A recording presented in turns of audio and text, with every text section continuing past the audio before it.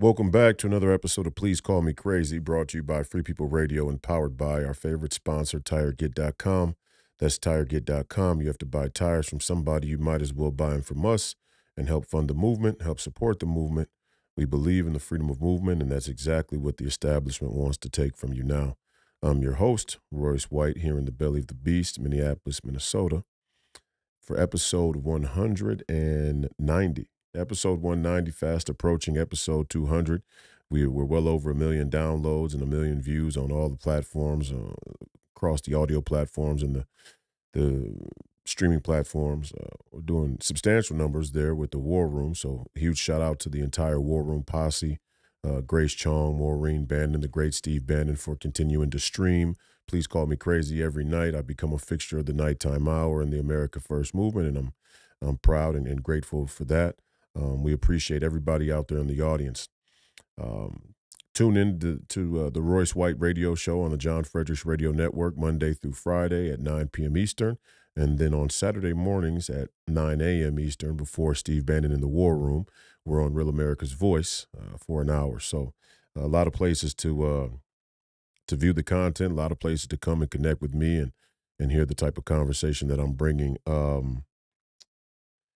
Today is the April the 24th, the year of our Lord, 2024. I turned 33 years old about 14 days ago, April 10th. It's always a strange time once you cross 30, coming across when you cross 30 years old, coming into one of your birthdays and then moving on from it. I mean, it seems like the time is moving faster than it ever has. Maybe that's because I'm more preoccupied and busy with the things I'm trying to do and trying to accomplish than I ever have been. When you're in when you're in your teens and your 20s, life kind of just moves slow. I mean, to be honest, everybody's you zoom right through your 20s. A lot of stuff happened when I was in my 20s. A lot of things happened from being 20 years old to 30 years old. It didn't go by quick. This first 3 years of being 30 seems like it's going by much quicker, and I think the reason is because it feels like there's less time uh, to accomplish the things that I want to accomplish and have the impact that I want to impact. Uh, Not only in my own life, but just in general. I mean, the general sense of how things are going in our country is that we are in a crisis. And I mean, I say it every episode, and it's become a sort of hallmark of my message. But I don't know how to say it any different. I don't know how to tell people any different. We're in a crisis. This country is in a crisis. Today, I want to talk a little bit about my Senate campaign, and I hate to do that. I really do. I don't want the podcast to be about me. Surely the podcast is about the things that I think about certain issues, topics, and whatnot. But I don't want the podcast to be about my personal endeavors. Would I would hate nothing more than for my podcast to become a platform where I'm trying to sell you things and pitch you dreams and talk about my own endeavors. But at the same time, I must say I'm extremely discouraged. I'm extremely discouraged by my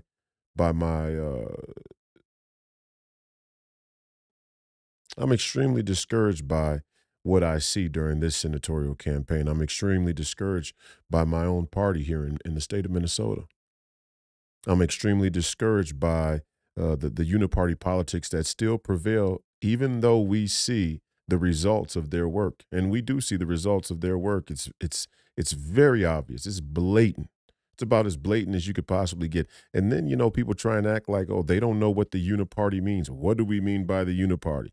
What do we mean by the Democrat and Republican establishment candidates and special interest groups and all the other consultants and experts and people that are involved in the permanent political class there in D.C.? Well, what do we mean by uniparty? You all know what we mean by the uniparty. You know exactly what we mean, and what we're coming to find out is there are a few that there are more people involved in the uniparty at the grassroots level than we would have liked to believe. Now, that doesn't speak to the broad base of America Firsters and MAGA patriots all across the country that will cast their vote come November. But there's a difference between the people there's a difference between the people in communities, in the streets, that go to vote and the party. There's a big difference. And in fact, when you see the difference, when you look at the stark contrast between the 75 million or so people who voted for Donald Trump in 2020 and the demographic of the party, the Republican Party, you start to understand that the Republican Party, in many ways, functions as a sort of uh, a gate between the political process and we the people. And they can talk about Republican politics. They can talk about the conservative movement. They can talk about Christ. They can talk about low taxes and low regulation, all they want to. The single greatest hallmark of their political allegiance is their opposition of Donald Trump, their support of the opposition of Donald Trump, or their silence in the witch hunt and the tyranny that's taken place before our very eyes. That tells you who these people are. And I'm very discouraged by it. I'm very discouraged by it. I'm very discouraged by a Joe Schmo, G.I. Joe Fraser, who stands up before the people here in Minnesota, comes out of nowhere with 26 years of military service, you know, and special forces or military intelligence, 26 years of service. They're in Iraq, they're in Afghanistan, now works at a bank, you know, now works as a banker for the Fed. I mean, let's just say it. You know, you work at a bank, you work for the Fed, especially if you work at a bank that's big enough. You're working for the Fed. And if there's two problems that we have in this country, the military and the Fed, the military and the monetary policy are chief amongst them. If we have some big issues, some top line issues, some top of the heap, top of the agenda issues in this country, the way that the money works and the way that the military works are right up there at the top.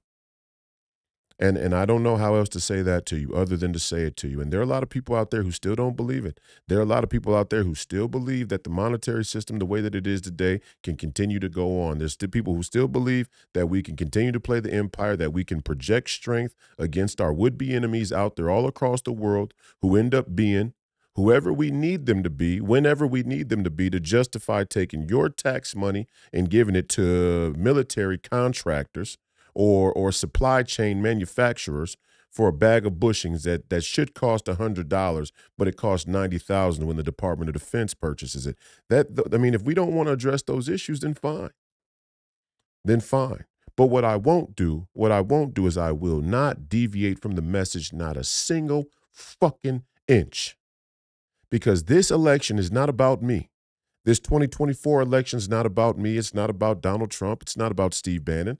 It's not about MAGA or America First. It's not about slogans or any of that. It's about ideas. And the idea is that the political process in this country helps shape the future it helps shape the current, but it helps shape the future of this country. And right now, we get to decide what kind of future we're going to have.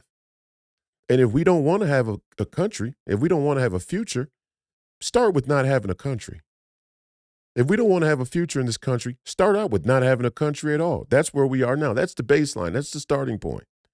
We don't have a country because you can't have a country without a border. Bottom line. Without a border, you don't have a country.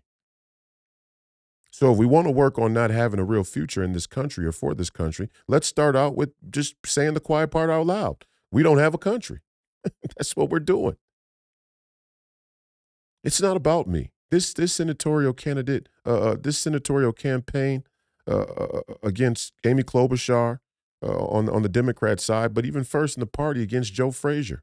I mean, there's a reason. And look, this is all you got to do is ask yourself the question, do I trust the mainstream media? Do I trust the local mainstream media? If the answer to those two questions is yes, you deserve to be a fucking slave because you're a fucking moron, and usually the people who they go to enslave first are the morons. Okay? If you trust the mainstream media still to this day, after everything we've seen, you're a fucking moron. If you trust your local media, which is just a sort of derivative, a sort of trickle down of propaganda from the mainstream and media industrial complex, if you trust your local media, you're a fucking moron. You deserve to be a slave. You will be a slave, and you already are a slave. You're a slave to the propaganda, but more importantly, you're a slave to a political process and a corporate culture, a global corporate culture and a global agenda that you are not active in. You're certainly not active in rebelling, but you're not even active in it in decision making. You have no power. You have no power, and that's why they went after Donald Trump. That's why they're going after Donald Trump. That's why they're indicting Donald Trump 91 times, 91 indictments. It's absurd. It's obnoxious. And Donald Trump has his flaws. And I'd be interested to see if Donald Trump even endorses me, because I get the sense that there's a sort of gatekeeping guard around Donald Trump that tells him, things that he should and shouldn't do regarding other uh, campaigns and other candidates across the country. And some of them I've had great disagreement with. But we'll see. Time will tell. But even if so, that doesn't faze me. That doesn't bother me. That doesn't discourage me. What discourages me is that we, the people here in Minnesota, who know better, who know what the establishment is, we know what the establishment means, we know what type of people they would pick, that we the people, would choose a person like Joe Fraser. And I'm not saying that we have. I'm not saying that we will. But what I am saying is look for the signs. The signs are when your local media, when you have two people who announce that they're running for Senate, one of them with a significant amount of name recognition, if for not all of my other achievements in my young life, athletically, and even politically. And let's not forget, the Washington Post couldn't wait to prop me up as a young prophet of the black community, as a young rising activist of the black community when I led George Floyd protests, until they realized I was leading the protest to the Federal Reserve. Then they changed their tune real quick. But I had significant success as an athlete. I mean, world-beating success. There's only 5,000 people to ever even make it to the NBA. I'm one of them. Not only was I one of them, I was a very unique and talented one of them. Not only that, but then I fought the NBA on mental health policy as a 21-year-old kid, because when you're 21, I mean, you're a man, you're an adult, but you're still a kid. As a 21-year-old kid, I came into the NBA and fought them about a mental health policy that didn't even exist at the time in their collective bargaining agreement, alongside a banned substance list that included mental health, mental illness, psychiatric medication, which is sort of catch-22 to begin with. What it says is exactly what the pharmaceutical industry would love for all Americans to believe, that, hell, we'll treat your issues. We know how to treat your issues. We know how to make you inventory of the medical industrial complex. But what we don't want to do is address the root issues that would have you lose your fucking sanity in the first place. And that's exactly how that comes from a drugs, piracy, slavery business model. The entire edifice of our medical industrial complex and the way we treat health in this country is a reactionary downstream approach to what we know is an inevitable decay of the human body, mind, and spirit because of the business model that we engage in. And at 21 years old, I stood up in a room all by myself, metaphorically a room, but there were some actual rooms. I stood up in a room all by myself and said, you people are fucked up. You people are dishonest. You people are disingenuous. You people are somewhat inhumane. And what scares me is that I'm standing here and we're having a conversation and you'll talk to me like I'm the crazy one. Hence the podcast, Please Call Me Crazy. It's not crazy to say that well-being should be the top priority of our communities, of individuals, but certainly our institutions, especially ones that claim to be working in the benefit of human welfare at the global level, like the NBA is, but they're not alone. So I had that fight. I stood that ground by myself. And I was asked by HBO, by Real Sports, by USA Today, by the New York Times, are you willing to go all the way? Are you willing to lose what is sure to be a promising career as an NBA player? And I said with no equivocation, yes, I am. I am willing to sacrifice that in the interest of the truth. Absolutely, 100%. And I did. And I haven't been allowed to play in the NBA. And each year that goes by, I have to sit back and watch the pinnacle of the sport that I put blood, sweat, and tears into, I have to watch the pinnacle of that sport be played out in let's say, a corporate community that has monopolized the sport. The high end of the sport that I gave my life to has been monopolized by the corporate community, and it's stratified into one place, the National Basketball Association. So if you're not in the National Basketball Association, or if you're on the wrong side of the people who make decisions in the National Basketball Association, you will be excluded persona non grata from the pinnacle of the sport. And right now, NBA playoffs, I love to see the Minnesota Timberwolves have the success that they're having. I'm a Minnesota sports fan through and through. And I hope that the Minnesota Timberwolves will win a championship this year. But I can't say that it's not bittersweet, because I know I should be participating in but that's not even the main point.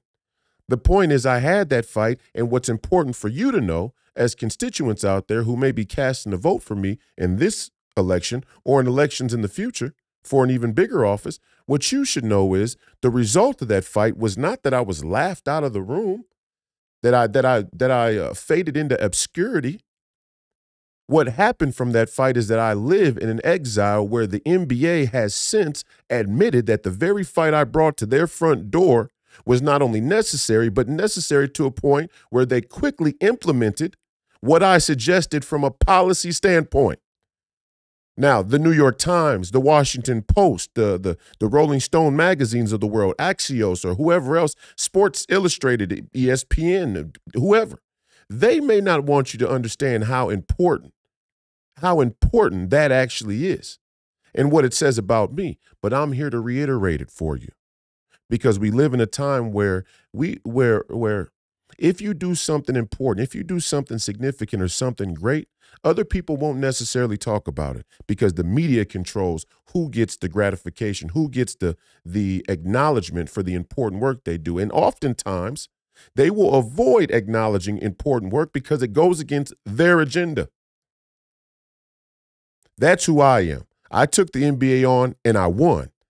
I lost a career, but I won making sure that mental health would never go unacknowledged again in collective bargaining agreements across the entire professional sports world. I did that, and I was willing to lose my career for that. And we continue to see athletes who show struggles with mental health and mental illness and substance abuse and so on and so forth, and that probably will never change. There's no magic bullet. The question is, are we having the conversation appropriately, honestly, around policy?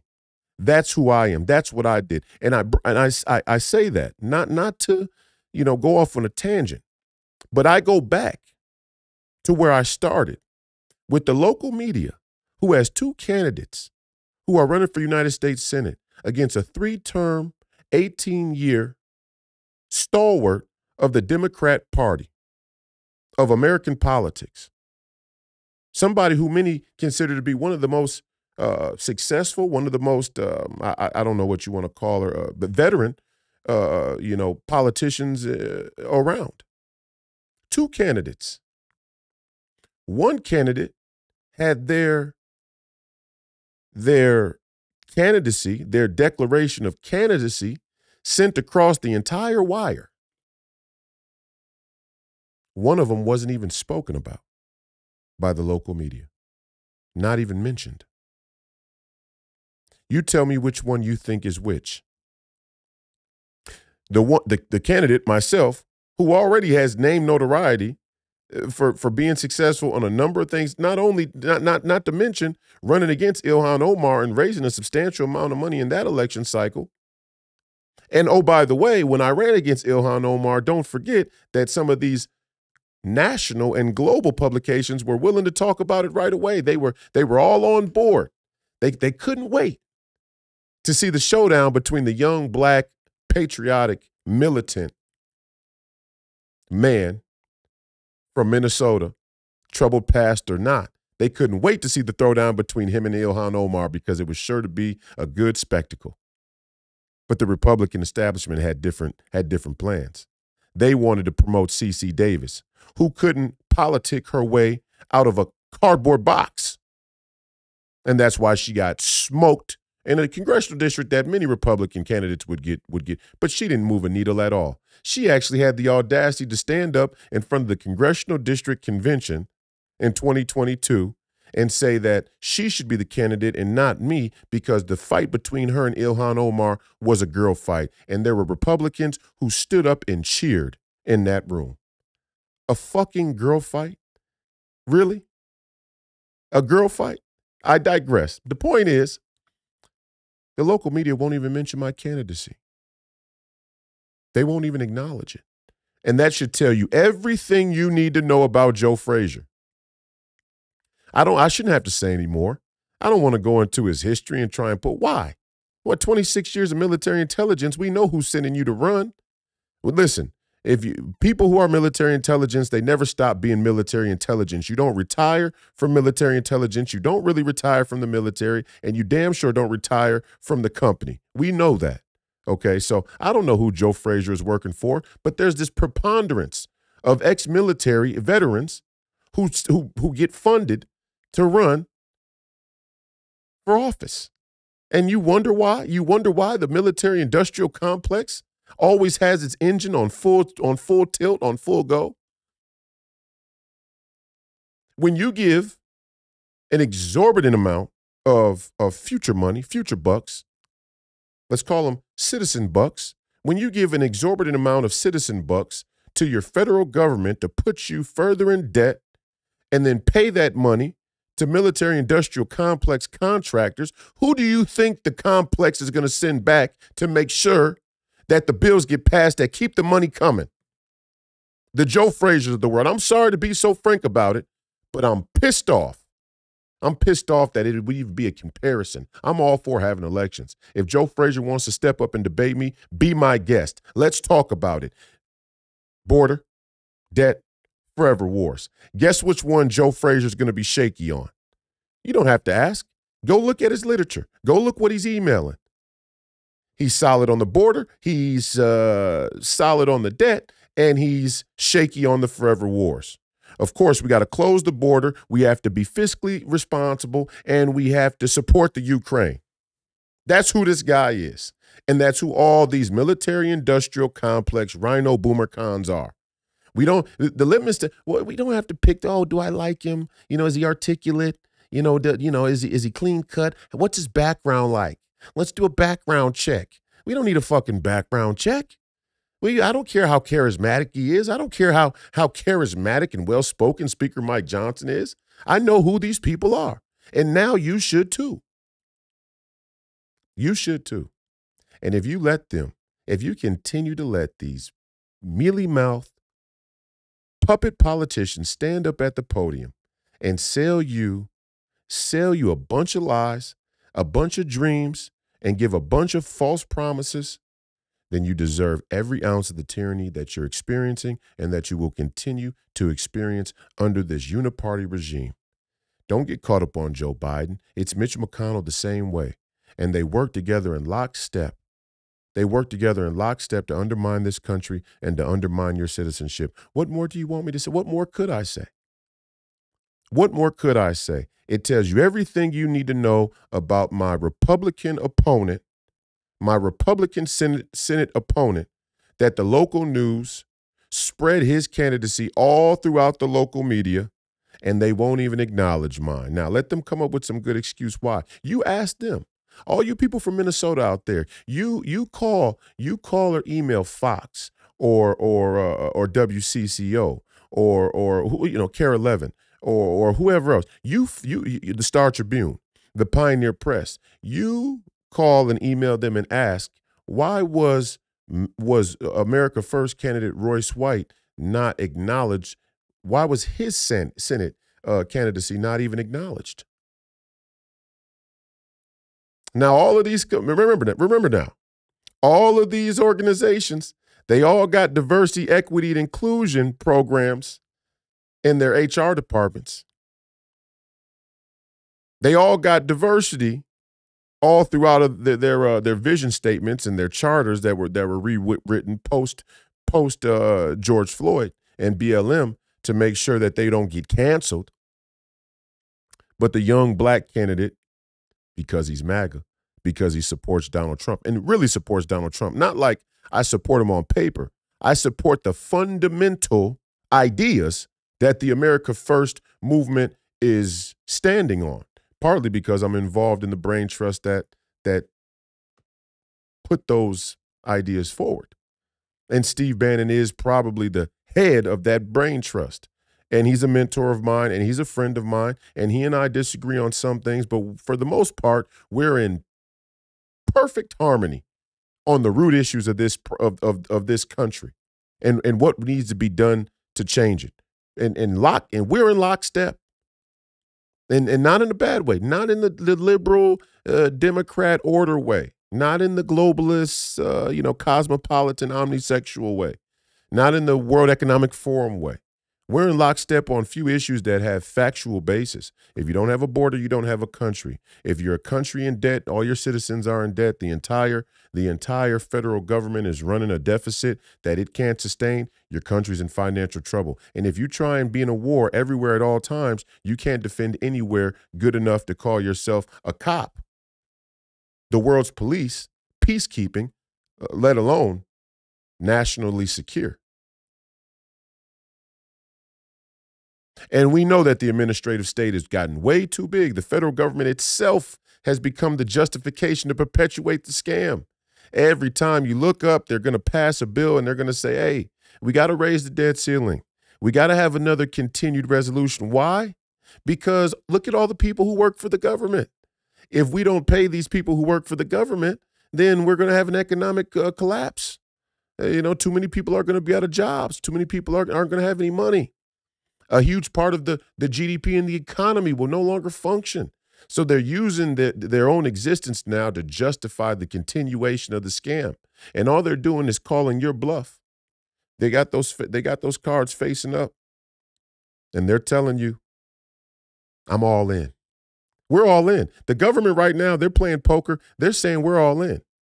As a matter of fact, they're borrowing money. They're getting markers. They're getting markers from the game. They're getting markers from the casino to cover the bets. They're saying we're all in. And the American people can't tell that they're full of shit, that they're bluffing? How are we letting the federal government call our bluff that clearly doesn't have the chips that it needs to win and is betting out of complete and utter desperation? And we're letting them call our bluff when all we would have to do is call. We're folding. Actually, the American people, the citizens, we're folding. We're folding. We're letting them call our bluff. They're saying they're all in. They're calling a marker in to keep playing, and we're folding. And not only are we folding, we're folding with the winning cards. We're folding with the royal flush. What's the royal flush? The royal flush are the ideas that helped found this country, not the post-World War II democratic liberal order. The United States Constitution, the Bill of Rights, the Declaration of Independence, where we defected from being European, where we defected from the crown, where we defected from the divine right of kings, where we defected from a church, an Anglican church that had become very, very corrupt in its political dealings, where we tried to defect from the business model of drugs, piracy, and slavery. And somewhere along the line, nothing like a good war to pull the Commonwealth back together, to pull the empire back into its proper orbit. And now all of a sudden, all these mealy-mouthed, highly educated politicians or bankers or military intelligence guys like Joe Fraser are invested in this idea that we're Atlanticists, that we're European. We're not European. I'm not European. You're not European. We're not European. We're not European. We're American. We're American, and that used to mean something.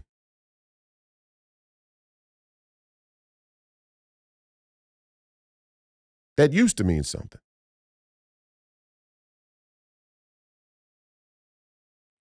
That used to mean something. Now it's going to be up to you to decide what it means. What it means what does being American mean? What does being American mean? Does being American mean that every time there's an election, they find some run-of-the-mill, clean-shaven boomer con with a sport coat to throw up before you who has some resume of being a banker or being in the military or whatever else, some resume, so he can stand up there and give you a bunch of false promises? Is that what being American means? Is that what being American is? If that's what being American is, we got big fucking problems. We have huge problems. We got problems we can't even quantify. But there's another way. There is another way. It's the America First way. And the America First way isn't about Donald Trump. It's not about MAGA. It's not about Steve Bannon. It's certainly not about Royce White. It's not about me. It's about you. The America First way is simply about you. It's about your government representing your interests, not selling you out. But you have to decide whether or not your quality of life, your standard of living, your cost of living is something that you have some pride in. It's something that you feel strongly about. It's something that you want to have a say in. If not, if you want to live in an overinflated economy where let's take away the gas, let's take away the bread, let's take away the cost of goods and services, the cost of child care. Let's take away the cost of eggs or a gallon of milk. Let's take away the cost that you pay directly at the point of sale. Let's talk about the price you pay that you don't see. The price you pay when, again, the Department of Defense, Mr. G.I. Joe Fraser and his gang, the Department of Defense pays $90,000 for a bag of metal a Ziploc bag full of metal, a Ziploc bag quarter filled with metal that is only worth $100. $900 hammers. You guys know the numbers. But see, the problem with it is that the mainstream media industrial complex has sold us on one thing and one thing for sure. And that one thing is, despite all the other cultural wedge issues, the one thing that never fails is fear. And the fear that your enemies around the world will descend upon you and wreak havoc and violence and hatred upon you will keep you on the Ferris wheel, keep you in the amusement park. And it's open 365 days a year, 24 hours a day. It's open. It doesn't close. The fear propaganda doesn't close. And the funny thing is, they'll say that we're fear-mongering. They'll say the America First candidates are fear-mongering when we tell the American people that letting unlimited illegal immigrants in your country, letting unlimited illegal immigrants into the country is not a good idea. It's a dangerous idea. It's unsustainable. They'll say that we're fear-mongering. They'll say we're fear-mongering when we tell you that the federal government is collaborating, is corruptly involved in this military-industrial complex war. They'll tell you that we're fear-mongering when we talk about $35 trillion of debt, that we're debt hawks, or we're China hawks, or we're coming up with conspiracy theory and anti-Semitic conspiracy theories about the Federal Reserve. I remember the Star Tribune said I was anti-Semitic for using the word globalism. I can't even use the word. Globalism has nothing to do with Jews in particular. Now, are there some globalist Jews? Yeah, I'd call them anti-Jews because the hallmark of globalism is usually secular scientific allegiance, scientific managerial elite. These people don't believe in God, or they seem to have a strong social contempt for God, to say the least. So the Jews who are globalists, I call them anti-Jews, but they're not alone. There are some people who say they're Christian who are globalists. There are black, white, European, Russian, American, Chinese, British. There's globalists from all over. Oh, Middle Eastern. Ooh, globalist Bedouins. You got those too. You see them at work now. The Saudis and the Abu Dhabis and all the athletes would love to get a pretty check from the Saudis who are using the petrodollar money that the American people funneled them for 40 fucking years. Yeah, I bet they do have a lot of fucking money to give. I bet they do have a lot of money when they monopolized the natural resource in their part of the world and sold out the people, the common folk in their part of the world, and did a deal with the same West that they then go back and say is the great devil, okay, to become the filthy rich kings that they are. Donald Trump talked about that on Oprah back in the 1980s when we were going to war in the Gulf the first time, Desert Storm, the first Gulf War, and the split and the deal that we had with Kuwait, and how rich the people in the Middle East were getting off the petrodollar deal then. At that time, it was only about a decade or so, a decade, a little bit over a decade in existence. 1970, Henry Kissinger. I mean, this stuff has a history to it. It has a lineage to it. And what they want to do now is put Donald Trump in front of you, or Joe Biden, let's say, and make you forget about the history. Because if you know the history, if you know the politics, the real politics, then the people who are responsible become very obvious. They become very visible. And it damn sure isn't Donald Trump. He wasn't even around. Joe Biden, definitely much more indictable than Donald J. Trump. No pun intended. Definitely more indictment to go around with Joe Biden and the other veterans of the Washington, D.C. uniparty permanent political class. Definitely much more culpability to go around them than Donald Trump, who just got into politics in 2016. Every deal that went through, every bill that was passed, all the legislation that undermined the economic security, the economic, situation in this country, the rights, the fundamental rights, the constitutional rights of American citizens, every piece of legislation that chipped away at the fundamental rights of American citizens, Joe Biden was there for. Joe Biden was there for, his friends were there for, his friends, Democrat, Republican, or neither. Because at a level, it's not even Democrats or Republicans. It's just nationalists and globalists. And that's the truth. That's the God's honest truth. The question is whether or not you want to believe it. And if you do believe it, I'm not questioning whether you believe it or not. The question is, what the fuck are you willing to do about it? Hey, tell me again why the word fuck is inappropriate for the time. Tell me again why God would be unhappy with my profanity. Tell me again how your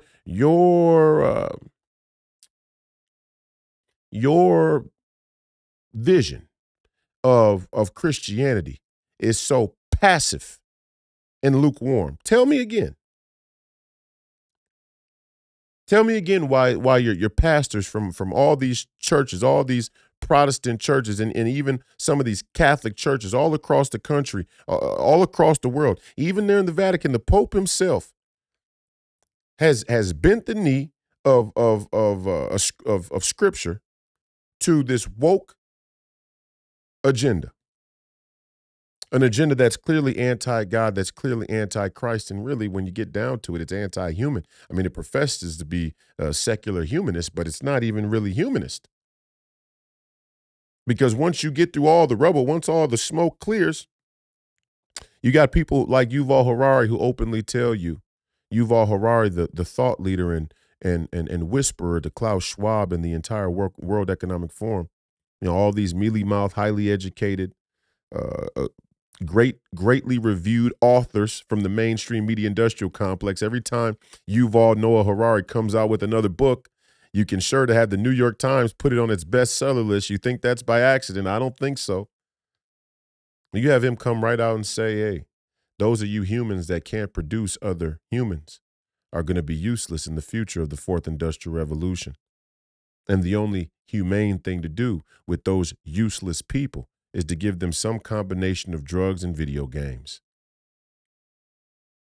They openly mean to make you obsolete, and they openly brazenly talk about giving you a substitute, a suppository of drugs and video games. Are these the people you want to vote for? And it's not just Democrats. It's not just progressives. It's not just globalists and technocrats. It's Republicans as well. And that's the whole scam here. There's this little tiny group of people who are supposed to hold the line called Republicans. And in that party, in that little tiny group of people, we're split about 50-50 in the party, not in the country. In the country, 75 million plus people voted for Donald J. Trump. And this time, it looks like 75 million plus people or more are going to vote for Donald Trump again. If not, many more are going to vote for Donald Trump again, just by Joe Biden's lack of leadership and ineffectiveness, his fecklessness, just by Joe Biden's presidency alone, his tenure alone, his term alone. Just on his own behalf, his own failures. Another 5 million people will probably be voting for Donald Trump this time than in 2020, just from Joe Biden's mistakes alone. Not to mention how right Donald Trump has been proven and all the stuff that he said and brought to the table from a political standpoint. So we're going to see huge movement. And oh, by the way, if you didn't see the buried lead of Axios, the mouthpiece, the railhead of New World Order, if you didn't see the buried lead in their latest poll, of swing states that could decide the 2024 election, where you had the usual suspects, Pennsylvania, Michigan, Georgia, North Carolina, Nevada, and Arizona, Wisconsin, the buried lead was that the margin between Joe Biden and Donald Trump here in Minnesota is very close.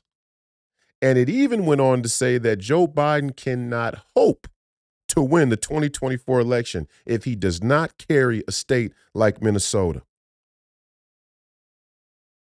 You're starting to get now. You're starting to get it now. You're starting to understand why the mainstream media, why the local media here will do everything they can to ensure that the Republican candidate who goes against the establishment, Amy Klobuchar, is not somebody who can articulate the fundamental ideas of the America First movement to a broader audience. Are you starting to understand where the Joe Frasers of the world came from? Are you starting to understand who put them up to it? Are you starting to understand who's backing them? Are you starting to understand who means to undermine your American identity, your American way of life, your American citizenship? Are you starting to understand who your enemies are? I'm not your enemy. No, I'm not working for anybody. We don't have any special interests here at Free People Radio. TireGet.com, everybody has to buy tires. It's one of the main things that everybody has to buy. And TireGet, the great Professor Penn wouldn't dare come down here and tell me what the fuck I can and cannot say on this podcast. He wouldn't dare. Not because he doesn't have an opinion, not because he probably doesn't have a well thought out opinion. It's a matter of respect and integrity and sacred honor. Now, he and I talk as friends, and sometimes we disagree. You've seen it before on the Hebrews podcast. But he wouldn't dare come down here and try and influence what I say or don't say on this podcast as a sponsor. And that's why we only have one sponsor. And it's probably why some of the sponsors that we tried out, became very temporary. Because even in this alternative podcast space, I say some shit that cuts a little too close to the heart of the issue. I fly a little too close to the sun. The Icarus effect. Because at the end of the day, a lot of these people can talk all they want. Do they really want to see a change of the status quo? Show me what they're talking about, and I'll tell you if they want to see a change of the status quo. Show me Alpha News. Show me Alpha News, and they can say what they want. They can say whatever they want. It is not going to change the status quo. The status quo is a military-industrial complex, a police state that governs over, that protects the global corporate community headquartered here in America, that then gives you all your cultural wedge issues, all your cultural decadence, all your societal decay, that oversees the societal decay. Hell, they benefit from it. They profit from it. The military industrial complex runs a police state that protects a global corporate community that gives you cultural wedge issues and profits from the cultural decay and the societal decay that we live in. That's the fucking structure. That's the five-headed hydra. I've said it before. You got the international banking community at the bottom. That's just what it is. You got the central reserve, the central banking system at the bottom. Global monetary system. World Bank, IMF, Federal Reserve, all working in conjunction. The SWIFT system, it's all one. The Bank of London, they're all working in conjunction. They're all working together. And with the banks, you got insurance, and you got, it's all right there. And then you got the three industrial complexes: the medical, the military, and the media industrial complex. All of it really run by the military. I mean, that's the gaff here. I mean, if you really had to structure it, you got the banks, then you got the media and medical industrial complex, and you got the military industrial complex sitting on top of it, because they're controlling both of them. And they really are. I mean, it's not a secret that the CIA has propaganda arms in the media and it has handlers of big-time media execs. And yeah, they might feed you some bullshit. They might spoon feed you some crumbs, some nothing. But when the time comes, when the important moments arise, like after 9/11, for example, they're going to get the story out they need to get out. And that's the price they pay to be in the position they are. Medical industrial complex. Where do you think the medical research is? What do you think it's funded by? Who do you think's funding medical research at universities? Large portion of it is military research. And you can go right there and see it in the budget. It's not really even hidden. Go look who's doing the grants for all of this research that ends up coming to bite you in the ass when the gain of function gets out of control. And then Dr. Fauci has to get up there and lie through his fucking teeth. Funded by the military. And then at the top, now the shining, the jewel, the crown jewel. The crown jewel of this entire New World Order project is what? The all-seeing eye. And what do you think the all-seeing eye is? The eye in the sky. It's the cloud. It's the new technocracy. It's surveillance. It's digital surveillance. Is that a conspiracy theory? Somebody contest it. Somebody tell me that those five, let's call them branches of our American society, but of our global society, aren't the most influential. You could pick other ones. You could say food, and I've said it before. He who controls the food controls the people. But the food is a part of the medical industrial complex, 100%. The food is safely within the medical industrial complex. It's a part of it. Still run by the military. I mean, you guys got to understand. You guys got to understand who your masters are. Look at who you can't criticize. And in the Republican Party, a prime example is you can't criticize the military. Nobody's saying anything about soldiers who gave their lives, who sacrificed their lives in service of the country, and the idea of that, or the actual literal physical function of it. Nobody's trying to undermine that. But what I can say is that no veterans in this country can escape the corruption of the people who preside over us any more than any other American citizen. And nowhere in our founding documents or our Constitution was there any provision, was there any special place where the military and the people who served in the military are beyond reproach, or that we should just trust them blindly. And the fact that the Republican Party has become a party who blindly trusts the military speaks volumes about how disconnected they really are from our American roots. So don't talk to me about how this country was founded. This country was founded with the idea that the American citizens should have well-armed militias. In the event that the military or the official institutions of law enforcement or national security become captured and corrupt. That's the whole point. The founding fathers knew that a day would come where we would blindly trust the military, or that we would become so outmanned and outgunned that the military and the people who sit on top of it or make the decisions would have their way with us. Our founding documents expressly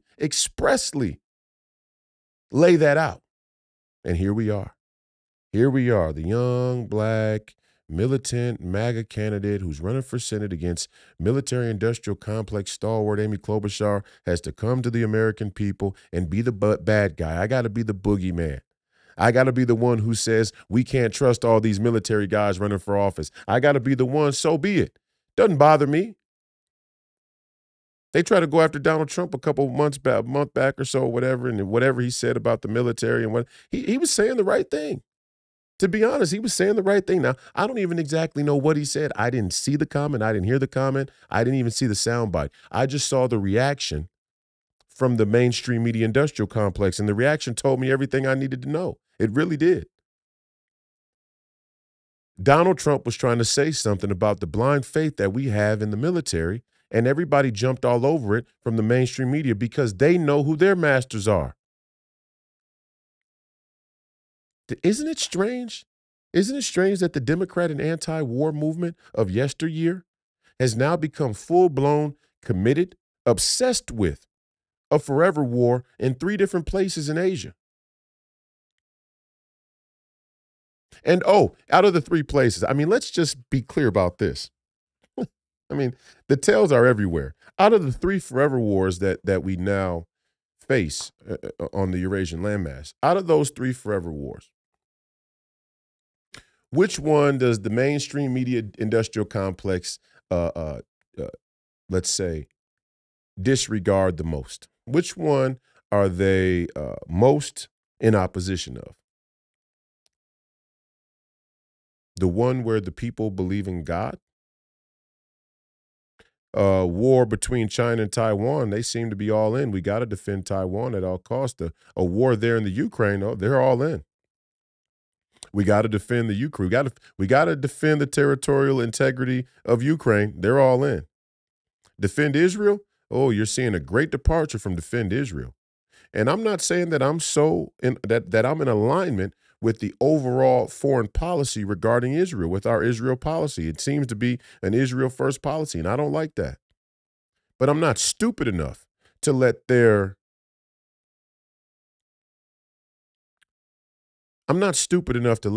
convince me that the real attack on Israel isn't an anti-God attack. Or let's take it even a step further. Like the great Professor Penn said, who himself is a Ukrainian Jew and I'm sure has family in Israel. From his vantage point, when you look at the military-industrial complex and financing both sides of the conflict, which we have here in America, it would seem that 2 groups of people who believe in God have been pitted against each other.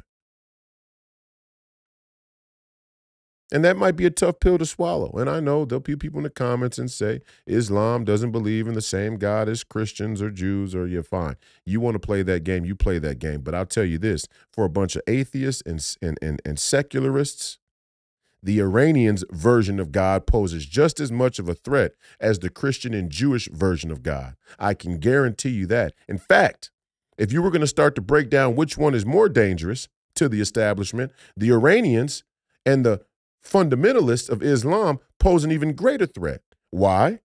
Because the Muslims are reproducing at a much higher rate than the Christians and the Jews.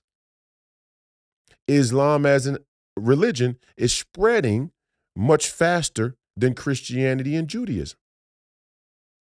And the Muslims are willing to be much more radical, at least of recent, than the Christians and Jews show themselves willing to be.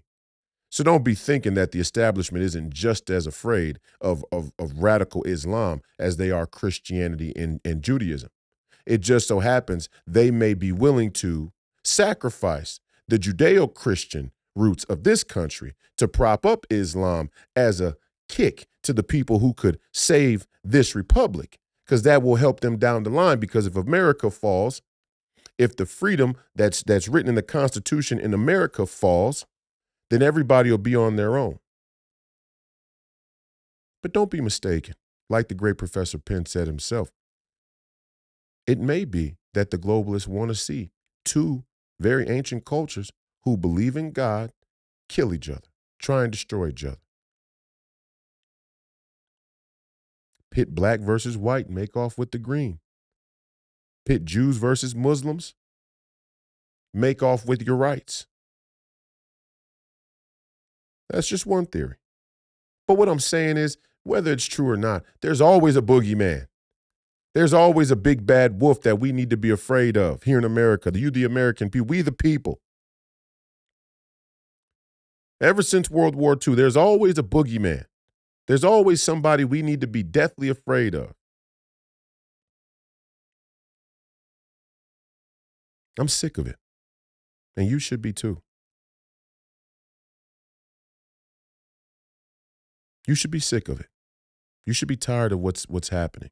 You should be tired of what's become of this country. You should be tired of the way that your money is spent. You should be tired how brazen these highly educated, mealy-mouthed politicians and all of their political pundits talk about you, the American people, like you're stupid.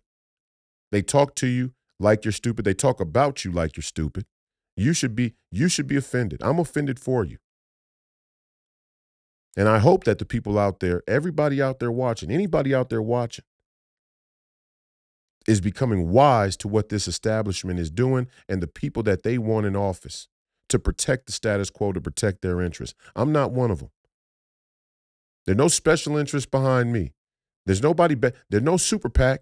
There's no PAC. I don't have a PAC. There's just a general fund, roycewhite.us. You can go to it and you can make a small dollar donation. We appreciate every last one of them. It's just me. It's just me and the ideas, and that's the way American politics should be. The money has defiled American politics. The special interest groups have defiled American politics. The lobbying in this country has defiled American politics and American politicians. You know it, I know it, they know it. The question is, what are we going to do different? So in closing, all I'm saying is, if you're in Minnesota, but anywhere around the country, when these military veteran guys stand up, just ask them one question. What does another forever war do for the veterans? What does another forever war do for the men and women who serve this country? What does another forever war do to preserve democracy and freedom? What does another forever war do to increase the prosperity and well-being of the American citizen? What does another forever war do for anybody? And their answer will tell you exactly who they are. As soon as they start to talking about projecting strength and upholding the Democrat liberal order and the rule of law and all, just fuck you. Fuck you, go fuck yourself, buddy. As soon as they go to start defending the post-World War II Democrat liberal order, you just tell them to go shove it straight up their rear end. And you know who they are. Tip my hat to your service. Thank you. No, thank you. Thank you for your service. No, thank you for your representation. Sorry, G.I. Joe, Fraser. Go fuck yourself, buddy. Anybody who supports the war in Ukraine is a fucking enemy. They can try and sugarcoat it with Vladimir Putin. They can try and sugarcoat it with democracy. They can try and sugarcoat it with whatever they want. They can try and flip it, spin it, fricassee it, fry it, however they want to. It's still just about as funky as frog's feet. Anybody who supports a forever war in a country that has no strategic interest for our national security is an enemy. Anybody who supports a forever war anywhere for any strategic reason is an enemy. We're $36 trillion in debt. We're taking on $1 trillion of debt every 100 days. This is Weimar Republic economics. Bidenomics? Bidenomics taking on $1 trillion of debt every 100 days? And you guys are bragging about the economy? $1 trillion of debt. And you know what the telltale sign is, again, to end. The post-World War II Democratic Liberal Order, the globalist business model of drugs, piracy, and slavery, it relies upon two fundamental two fundamental mechanisms: death and debt. Death and debt culture. We have a death and debt culture. We have a death and debt economy. We have a death and debt society. The post-World War II Democrat liberal order can only be upheld if we continue to have a culture of death and debt. And they know how to do both of them very well. That's why you always need a war. That's why you got to run the debt up when it makes no sense. We got to have death and debt. We got to have a war in the Ukraine that's going to cost us more money that we don't have. As long as we can have a war and a boogeyman that uses more money that we don't have, we can keep you right there under our wing. And here goes a little bit of drugs and video games to keep you distracted so that you don't start to ask too many questions. The right questions, the questions that Donald Trump asked. That's how you get 100 indictments. I mean, does anybody really believe that Donald Trump has been indicted nearly 100 times because of his corruption? Because of his individual corruption? Are you kidding? If you believe that, you're a fucking moron. I'm sorry. If you believe, you don't even have to like Donald Trump. You don't even have to like him. If you said the whole system was guilty when George Floyd died and you think to yourself, whoa, 100 indictments, that's a disproportionate amount. Never seen anything like that. And you go, well, he must deserve it. You're a fraud. You're a fucking fraud. And even more so, you're a coward. Because what you're really saying is your worldview is completely politicized. You don't care about justice. You don't care about the truth. You don't care about changing the status quo. You care about preserving the convenience of the post-World War II democratic liberal order, industrialization, science, the advancement of science and technology. You believe in that. You believe in the fourth industrial revolution. You believe in Yuval Noah Harari. You believe in the World Economic Forum. You believe in the United Nations. You believe in global governance. You believe in experts who were educated at colleges and universities who know more about how to survive a simple life than you do. You believe in elitism. You believe in elitism. You believe in wealth. You believe in money. All of you Marxists, you think you're fooling. I don't even believe you're Marxists. I don't even believe you're communists.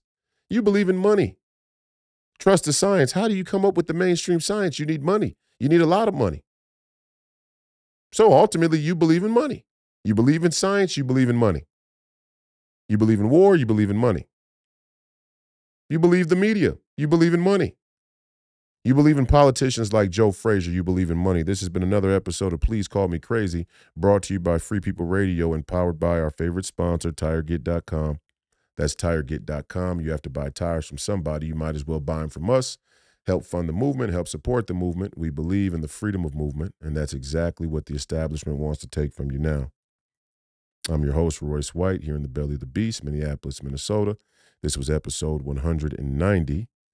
We look forward to hearing from you in the future. Please tune in to the Royce White Radio Show on the John Fredericks Radio Network, Monday through Friday, 9 p.m. Eastern, and on Saturday mornings at 9 a.m. Eastern with Real America's Voice before Steve Bannon in the War Room. That's it for me. Please, if you're out there and you're a delegate, I don't need to beg for your vote. You can vote to have a country or not. If you vote to be in a forever war, you can't have a country. That's the bottom line. Donald Trump 2024.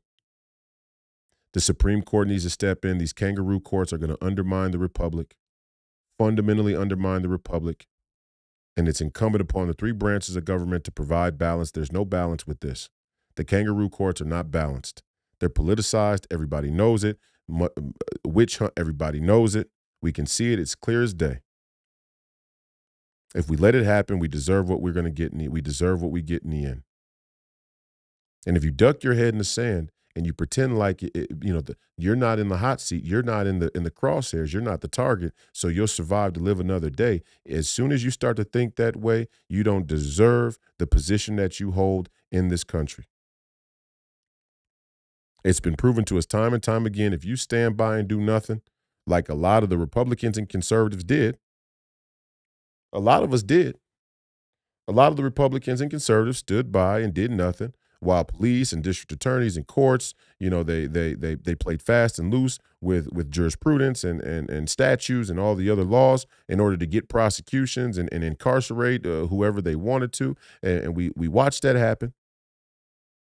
And now all of a sudden we're shocked when the cannon gets wheeled around and targeted on us. Of course that was going to happen. And it'll continue to happen. And the more that people turn a blind eye, the more likely to be you that becomes the victim of the same tyranny. That's called poetic justice. Don't be on the wrong end of it. The fight continues. God bless America. And as always, Godspeed.